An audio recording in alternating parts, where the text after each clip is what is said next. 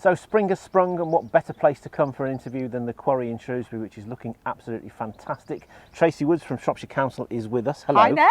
Hi. Now, tell me about you, because your role has sort of changed a little bit since last time we spoke on the telly, hasn't it? I think so, yes. So my official title, if you like, is Key Account and Inward Investment Manager. That's a big one. It is, absolutely. It means I get involved in a huge amount of things, very varied, very exciting. No 2 days are the same, which is fantastic.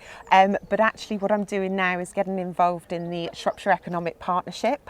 Which is newish, isn't it? Is it It's a new name newish. for something that used to exist before, or is it brand new? Yes, it's a bit of both, I would say. So we used to have the Shropshire Business Board, and that was sort of pre-COVID, if you like, and during the pandemic we had the Economic Task Force, and those two sort of groups came together to try and help the business community across Shropshire and do what was needed at that point in time. Obviously we've come out of the pandemic, we're now in a hopefully fresh era, and we have just launched the Economic Growth Strategy within Shropshire Council, so that takes us through to 2027. So what we've done is we've created the Shropshire Economic Partnership Board, and that brings together organisations from higher and further education, from Shropshire Council, from the business community, the voluntary community, the third sector, and representatives from small business organisations as well. And really they are the group that come together to drive forward the economic growth strategy. The strategy is Shropshire's, it's not Shropshire Council's. So the partnership's job is not to write the action plan, it's more to consult, deliver and make it evolve, right, is it really? yes. So underneath the Economic Partnership Board, we've actually got delivery groups that are made up not necessarily of the same people, but the same representation across the community, and it's them that they sit within 3 strategic themes of the economic growth strategy. So we're talking business support, people and skills, and strategic locations. So it's what's needed across Shropshire to deliver those things to the people of Shropshire. And those 3 groups sitting under those strategic themes are there to be the delivery, the action, the doing, if you like. So I guess there's 2 elements to that then, isn't there? Making sure you've got the right skills of business people on these groups, but also the right geographical spread around the county of Shropshire as well, because you don't want it to just be Shrewsbury centric, do you? Absolutely, and that's been a very key for us in working and bringing together those people. And the delivery groups they're not set in stone, they're a fluid group of people, so dependent on what activity is happening, we'll be bringing in the right specialists, the right experts in any particular area. But yes, so if we take the business support group as an example, we've got people from the Oswestry Bid, we've got people from South Shropshire, we've also got Shrewsbury-based businesses as well. So we are making sure that we cover the county. It is a county-wide strategy after all. So how can businesses connect with this partnership and interact and feed in and make comment, and influence maybe what you do? Absolutely. Well, we've had, in order to create the economic growth strategy, we've had a lot of consultation over the last 18 months. That's fed through some of those key themes that we want to meet and achieve over the next few years. But if people want to get involved, they can get involved through the Invest in Shropshire website, contacting us through there, making comment through there. All the information about the strategy is on Invest in Shropshire, and there's links through to get through to us as a team. So what sort of things does this plan look at? Are we talking about infrastructure? Are we talking about investment? Are we talking about recruitment? What kind of... All of the above, to be honest. So it's looking at the needs of businesses, the needs of the people, and the needs in terms of the infrastructure as well. So we're talking about digital infrastructure, the green agenda and the net zero challenges that we've got facing us as individuals and as businesses, and how we can bring that and make that happen across the county. So you're quite a good sounding board then with all these committees you're attending. Yes. In terms of what's top of an agenda in terms of concerns for businesses at the moment. Yeah. What are businesses wanting to talk to you about at the moment? Obviously the energy crisis has, I would say, created a lot more drive to meet that carbon net zero. Because obviously that helps with the pricing as well as being climate sensitive. People and skills has been a big challenge for businesses, and it's not just about getting the people here today in position, but it's thinking about what they're going to need in 5 and 10 years' time.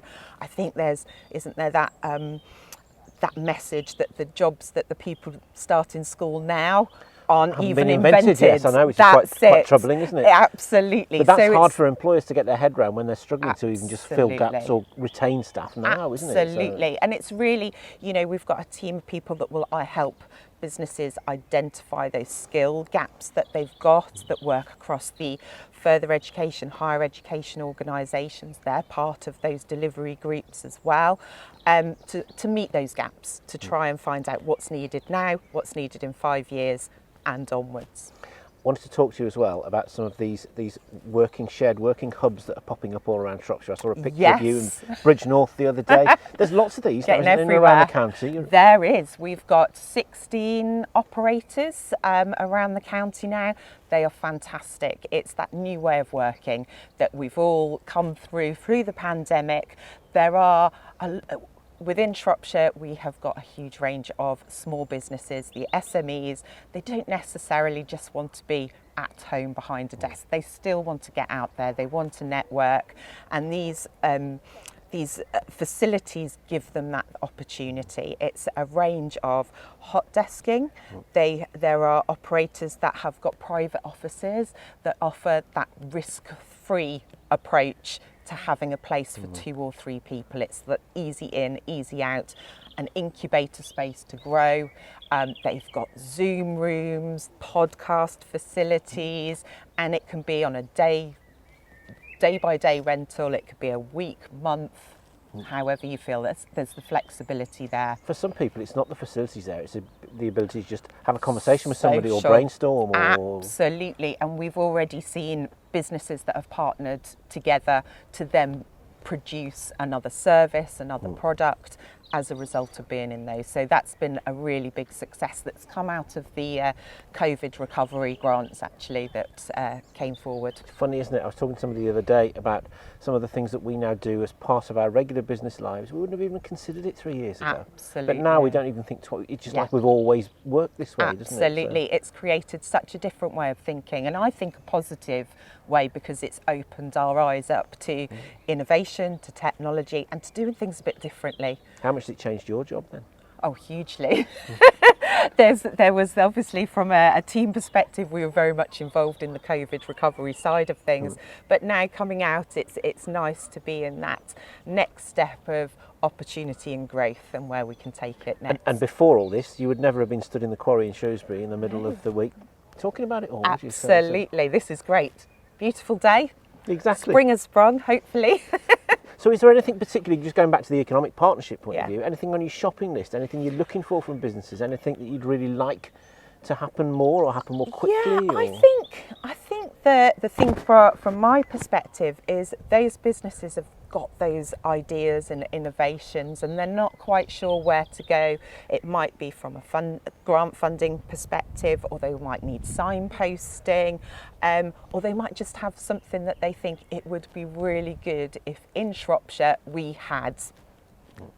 That's come to us, let us know. Because that's where you can facilitate, isn't it? Absolutely. You can you'll know that there's two pieces of the jigsaw on opposite ends of the county, maybe, and you can bring them together. Absolutely, that's it. And as a team, we do a lot of that, a lot of signposting, a lot of connecting, and that networking that brings people together to make things happen. And that's what these groups are for. Do you feel like there's actually more of a will at the moment to want to try and do business with other Shropshire businesses as well? Oh, most definitely. A lot of the messages that I come... When I'm speaking to businesses, they come forward and say, if we can buy local, if we can be serviced locally, we would rather have that than go outside. And everyone's thinking about that last mile of delivery. It's those elements of it and how they can join themselves up and make that work. If the green sustainability issue is nearer the top of the agenda, then that becomes more important for people. Even if it's maybe an extra 50p, an extra pound here or there, you'll maybe Absolutely, and there's the supply chain aspect of all of that. More and more businesses are putting it into their contracting that there has to be that CSR, that green element to how they're providing their services and their products, and it's becoming a lot more strict. Well, some companies will only do business with with suppliers that have got that. Absolutely, if it's not there and it's not part of your culture and your business, you might not get that contract. And actually, it also feeds into that skills and retention, especially for the younger generation. The younger generation, we're finding, are a lot more aware of businesses that have got that CSR. They are thinking about climate change and they're meeting the needs.